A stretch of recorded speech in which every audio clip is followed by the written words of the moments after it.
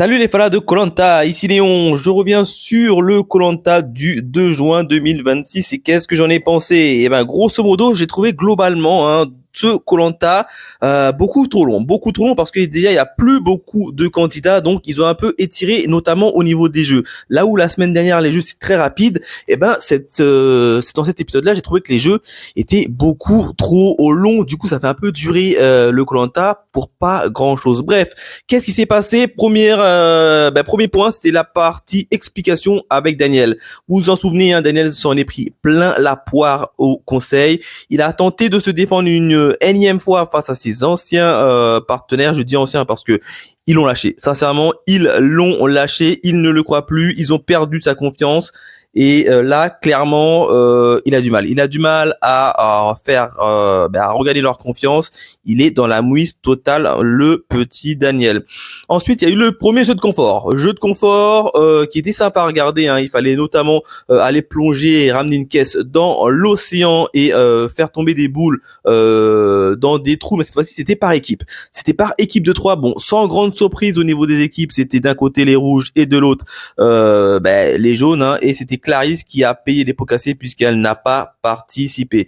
Et au niveau de la victoire, ce sont les jaunes, les ex-jaunes qui ont remporté la victoire, qui se sont bien requinqués.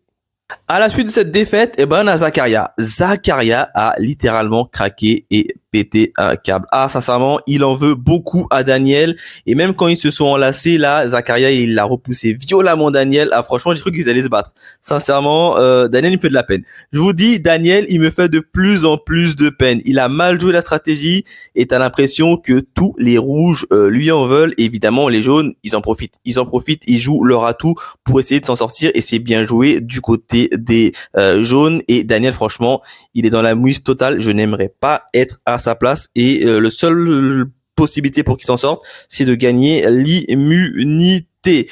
Justement, on va aller dans le deuxième jeu. C'est aussi le jeu d'immunité où c'était le jeu des dominos. Vous savez, il faut poser des dominos sur une balance et faire tomber le dernier domino dans une espèce de panier.